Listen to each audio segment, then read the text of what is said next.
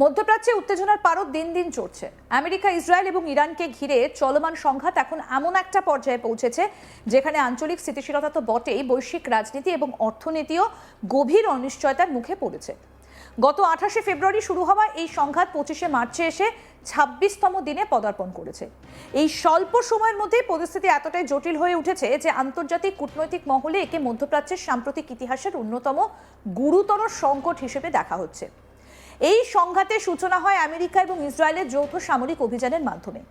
ওই অভিযানে নিহত হন ইরানের সর্বোচ্চ নেতা আয়াতুল্লাহ আলী খামেনি।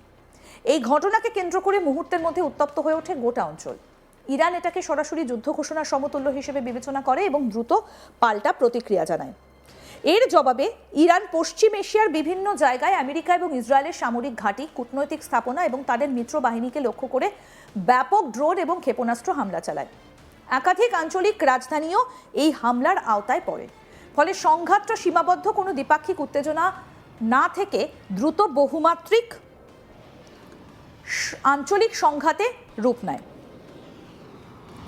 বর্তমান পরিস্থিতি এমন পর্যায়ে পৌঁছেছে যে বিশ্লেষকরা তারা আশঙ্কা করছেন এটা পূর্ণমাত্রার আঞ্চলিক যুদ্ধে রূপ নিতে পারে। বিশেষ করে উপসাগরীয় অঞ্চল, লেভান্ট এবং হরমুজ প্রণালীর আশেপাশে সামরিক তৎপরতা উল্লেখযোগ্যভাবে বেড়ে গেছে। এই প্রেক্ষাপটে দাঁড়িয়ে নতুন করে আলোচনা এসেছে সৌদি আরবের ভূমিকা। প্রশ্ন উঠছে, সৌদি আরব কি সরাসরি এই সংঘাতে জড়িয়ে পড়েছে, নাকি পর্দার আড়াল থেকে বৃহত্তর কৌশল বাস্তবায়নে ভূমিকা রাখছে? সম্প্রতি একটা আন্তর্জাতিক সংবাদ মাধ্যমের প্রতিবেদনে চাঞ্চল্যকর তথ্য সামনে এসেছে। ওই প্রতিবেদনে দাবি করা হয়েছে সৌদি আরবের ক্রাউন প্রিন্স মোহাম্মদ বিন সালমান আমেরিকার প্রেসিডেন্ট ডোনাল্ড ট্রাম্পকে ইরানের বিরুদ্ধে সামরিক অভিযান অব্যাহত রাখার জন্য উৎসাহিত করেছেন।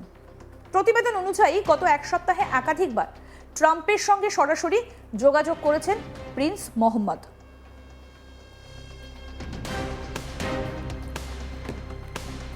আলোচনার কেন্দ্রবিন্দুতে ছিল ইরানের ওপর চাপ বজায় রাখা এবং সামরিক কৌশল আরও জোরদার করা। তিনি এই সংঘাতকে শুধু একটা সামরিক সংঘর্ষ হিসেবে নয়, বরং মধ্যপ্রাচ্যের ভবিষ্যৎ পুনর্গঠনের একটা ঐতিহাসিক সুযোগ হিসেবে দেখছেন।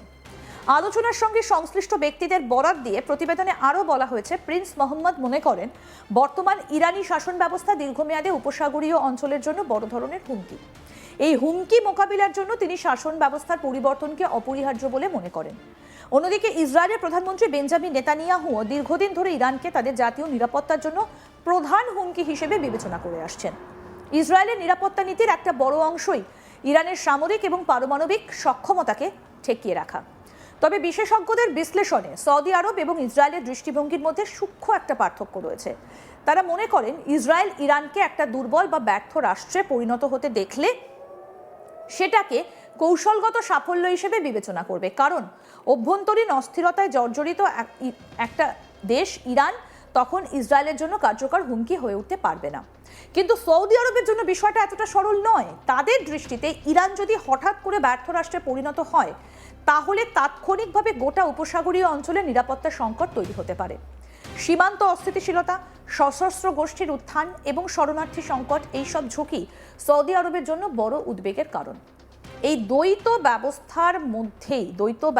বাস্তবতার মধ্যেই সৌদি আরবকে কৌশল নির্ধারণ করতে হচ্ছে। একদিকে তারা ইরানের প্রভাব কমাতে চায়, অন্যদিকে সম্পূর্ণ ধ্বংস বা বিশৃঙ্খলা অবস্থাও এড়িয়ে চলতে চায়। এমন এক সময় এই প্রতিবেদন সামনে এলো যখন মধ্যপ্রাচ্যের উত্তেজনা একেবারে চরমে পৌঁছেছে। প্রতিদিনই নতুন করে হামলা, পাল্টা হামলা, সামরিক প্রস্তুতির খবর আসছে। ফলে আন্তর্জাতিক সম্প্রদায়ের উদ্বেগ আরও বাড়ছে। বিশেষ করে বৈশ্বিক জ্বালানি বাজারের প্রভাব ইতিমধ্যে স্পষ্ট হয়ে উঠেছে। ইরানের ক্ষেপণাস্ত্র, ড্রোন হামলার কারণে উপসাগরীয় অঞ্চলের তেল স্থাপনা ক্ষতিগ্রস্ত হয়েছে। এতে উৎপাদন ও সরবরাহ ব্যাহত হচ্ছে।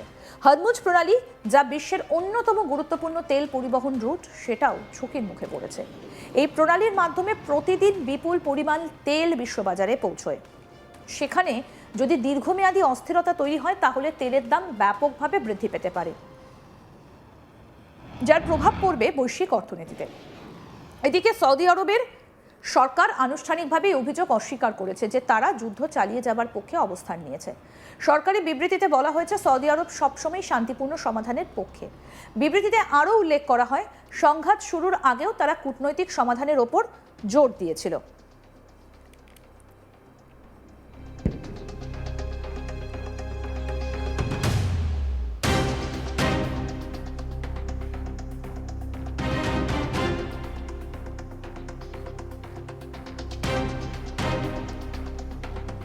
তবে একই সঙ্গে ইরানের সমালোচনা করে বলা হয় তারা গঠনমূলক আলোচনার পরিবর্তে উত্তেজনাপূর্ণ অবস্থান নিয়েছে, যা সংশ্লিষ্ট সব পক্ষের জন্য ক্ষতিকারক।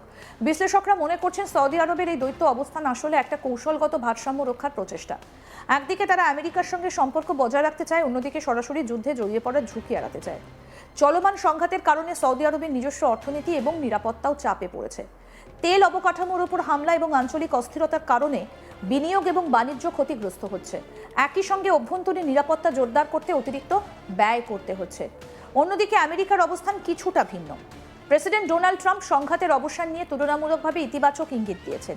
তিনি কূটনৈতিক সমাধানের সম্ভাবনা উড়িয়ে দেননি। তবে প্রিন্স মোহাম্মদ বিন সালমানের দৃষ্টিভঙ্গি আরও কঠোর। তিনি মনে করেন এই মুহূর্তে যুদ্ধ থামানো হলে ইরান পুনরায় শক্তি সঞ্চয় করার সুযোগ পাবে। তাই এখনই চাপ বাড়িয়ে ইরানের অভ্যন্তরীণ কাঠামো দুর্বল করা উচিত।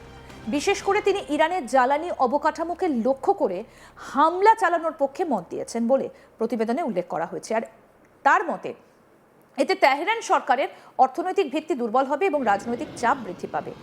এই অবস্থায় আন্তর্জাতিক সম্প্রদায় গভীর উদ্বেগের মধ্যে রয়েছে। জাতিসংঘ সহ বিভিন্ন আন্তর্জাতিক সংস্থা দ্রুত উত্তেজনা প্রশমনের আহ্বান জানিয়েছে। তবে এখনো পর্যন্ত কার্যকর কোনো কূটনৈতিক অগ্রগতি দেখা যায়নি।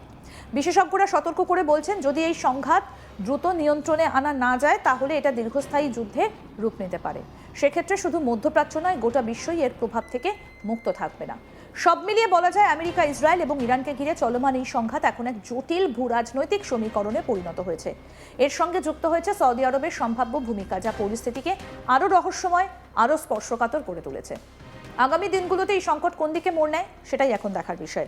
তবে একটা বিষয় স্পষ্ট, মধ্যপ্রাচ্যের এই উত্তেজনা বিশ্ব রাজনীতির গতিপথ নির্ধারণে একটা বড় ভূমিকা রাখতে চলেছে।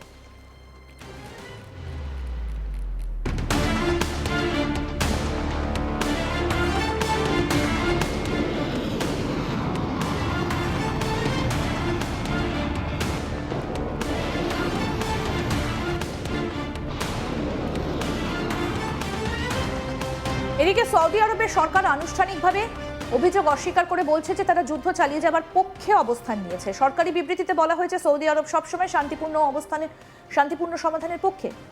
এটাও বলা হয়েছে সংঘাত শুরুর আগেও তারা কূটনৈতিক সমাধানের উপর জোর দিয়েছিল। তবে একই সঙ্গে ইরানের সমালোচনা করে বলা হয় তারা গঠনমূলক আলোচনার পরিবর্তে উত্তেজনাপূর্ণ অবস্থান নিয়েছে, যা সংশ্লিষ্ট সব পক্ষের জন্য ক্ষতিকর। বিশ্লেষকরা মনে করছেন সৌদি আরবের এই দ্বৈত অবস্থান আসলে একটা কৌশলগত ভারসাম্য রক্ষার প্রচেষ্টা। একই সঙ্গে তারা আমেরিকার সঙ্গে সম্পর্ক বজায় রাখতে চায়, অন্যদিকে সরাসরি যুদ্ধে জড়িয়ে পড়ার ঝুঁকিও এড়াতে চায়। মধ্যপ্রাচ্যের যুদ্ধ পরিস্থিতি কোন দিকে যাচ্ছে সমস্ত আপডেট জানাতে থাকবো আপনাদের। দেখতে থাকুন আজ তাক বাংলা। সাবস্ক্রাইব করুন, নোটিফিকেশন পেতে বেল বাটন অপশন প্রেস করুন।